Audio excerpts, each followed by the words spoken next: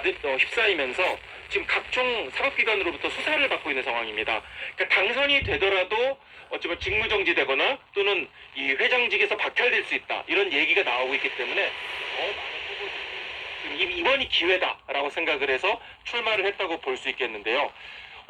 반이기형 이런 목소리가 굉장히 컸기 때문에 나머지 5명의 후보가 단일화를 위해서 좀 협상을 벌이게 됐습니다만은 실질적으로는 단일화가 결렬이 됐습니다. 결국엔 6명의 후보가 큰 이변이 없는 한 이 마지막까지 선거 때까지 완주할 것으로 보이고요. 네. 1월 14일 선거가 열리게 되는데 과연 체육계가 어떤 선택을 하게 될지 궁금하게 됩니다. 이 2,300여 명의 체육인들로 구성된 선거인단의 투표로 대한체육회장이 선출될 예정입니다. 그뿐 아니라 대한축구협회장 선거도 관심을 모으잖아요. 정몽규 현 회장이 4선에 도전을 하는 거고요. 허정무 전 국가대표팀 감독, 신문선 축구해설위원이 경쟁자로 나섰습니다. 그렇습니다. 3파전이 펼쳐지게 되는데요. 정몽규, 신문선, 허정무 이 3명이 후보자 등록을 하고 각각 기호 1번, 2번, 3번을 부여받았습니다. 정몽규 현 회장은 크리스마스 오후에 가장 먼저 후보 등록 서류를 제출을 했는데요. 공약 발표에서 2031년 아시안컵 그리고 2035년 여자 월드컵 유치를 또 공약으로 내걸었습니다. 그리고 우리나라 축구를 피파 랭킹 10위권으로 진입시키겠다 이렇게 또 큰 공약을 내세웠는데 네. 참 이러면은 이런 일이 벌어질지는 모르겠습니다만 어쨌든 굉장히 큰 약속을 했습니다. 또 신문선 교수는 2번째로 입 후보 등록 절차를 마쳤는데요. 정몽규 리스크, 정몽규는 안 된다 이렇게 비판을 하면서 대변혁을 이루겠다, 협회를 완전히 뒤바꿔 놓겠다 이렇게 선언을 했고요. 또 허정무 전 감독은 축구협회를 열린 경영으로 만들겠다, 활발한 소통 그리고 투명한 절차를 만들겠다 이렇게 약속을 했습니다. 이 대한축구협회장 선거일은 내년 1월 8일인데요. 1월 7일까지 선거운동을 할 수가 있고요. 네. 참고로 허정무 회장이 사전투표 그리고 온라인 투표를 하자 이렇게 또 요청을 했어요. 하지만은 여러 가지 여건상 대한축구협회에서 이건 어렵다 이렇게 지금 한 얘기를 한 상태고요. 어쨌든 국민적인 여론은 정몽규 회장의 4선을 반대하는 목소리가 높긴 합니다. 하지만 이 축구회장 선거는 대통령이나 국회의원 선거와는 좀 다르거든요. 국민들이 모두 참여하는 게 아니라 축구인들 가운데 무작위로 뽑힌 또 선거인단 투표에 의해서 또 결정되는 거기 때문에 일반 국민들의 생각과는 조금 다를 수가 있습니다. 축구인들이 어떻게 생각하느냐가 가장 중요할 것으로 보이고요. 네.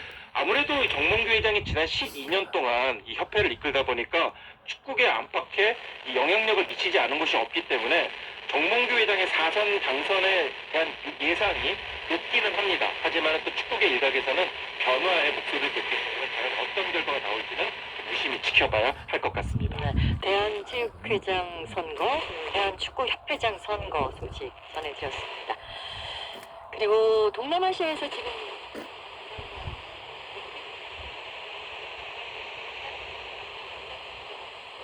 집중이 되고 있는데 그 중에 베트남 축구대표팀을 이끌고 있는 김상식 감독이 제2의 박항서 열풍을 일으키고 있다고 하더라고요. 네, 지금 동남아시아 대표팀을 이끌고 있는 분이 한국인이 3명 있죠.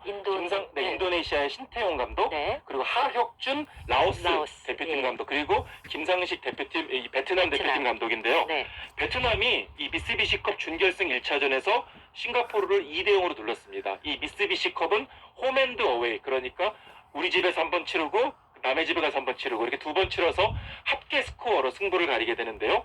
원정에서 2골 차로 이겼기 때문에 지금 결승 진출 가능성이 굉장히 높은 상황입니다. 네. 2차전에서 1골 차로 져도 베트남이 결승에 올라갈 수 있는 거예요. 그런데 여기서 질문을 하나 드리겠습니다. 과연 월드컵, 아시안컵은 들어봤는데 아니 미쓰비시컵은 도대체 뭐냐?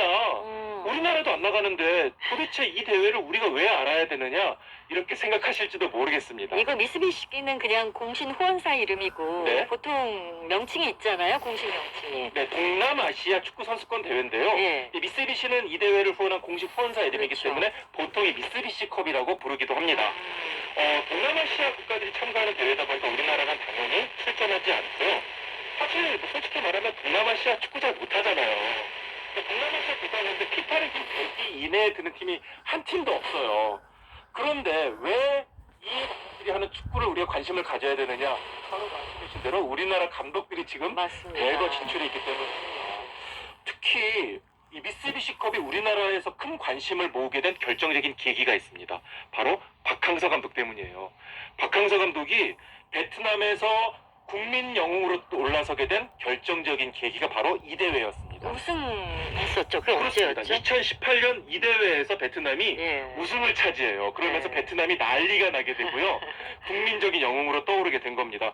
왜냐하면 동남아시아 국가들이 축구를 잘 못하기 때문에 뭐 월드컵이라든지 뭐 아시안컵에서도 사실 성적을 내기가 어려워요. 그렇다 보니까 이 동남아시아끼리의 경쟁이 더 뜨거운 겁니다. 이런 대회에서 박항서 감독이 베트남을 우승으로 이끌었기 때문에 그야말로 베트남 국민들이 난리가 나고 코리아 열풍이 일게 됐던 거예요. 이 박항서 감독은 그때 우승을 계기로 2023년까지 무려 5년 4개월 동안 베트남 대표팀을 이끌게 됩니다. 네. 그리고 이제 대표팀을 떠나서 베트남은 그래 우리도 축구 잘하니까 이제 유럽 축구를 받아들이자 그래서 프랑스 출신의 이 필립 트루시에라는 감독을 데려오게 돼요. 그런데 이게 완전히 폭망하게 됩니다. 그러니까 트루시에 감독이 좀 이게 팀을 이끌어 보니까 베트남하고 하나도 안 맞는 거예요. 그리고 베트남 축구가 박항서 이전으로 완전히 폐기하게 된 겁니다. 아이고. 그러니까 베트남 축구협회에서 이대로는 안 되겠다. 다시 한국식으로 바꾸자. 그래서 김상식 감독을 영입하게 된 거죠. 김상식 감독 별명이 독사거든요. 정말 독사처럼 선수들을 다 잡게 되거든요. 그러면서 다시 베트남 선수들의 그 정신력이 살아나게 되고요. 이번 미쓰비시컵에서 4강까지 오르게 된 겁니다. 이 김상식 감독은 선수 시절에도 국가대표로 정말 근데 감독으로서는 우리나라에서 큰 성공을 거두지 못했었거든요. 과연 제2의 박항서 신화를 베트남에서 쓸 수 있을지 좀 관심을 갖고 지켜보면은 재밌을 것 같습니다. 네.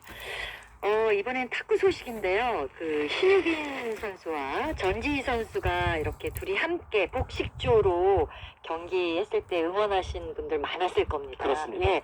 그런데 이렇게 황금 콤비를 이뤘던 탁구 여자 국가대표 전지희 선수가 은퇴를 한다고요? 그렇습니다. 뭐 전지희 선수는 중국에서 귀한 우리나라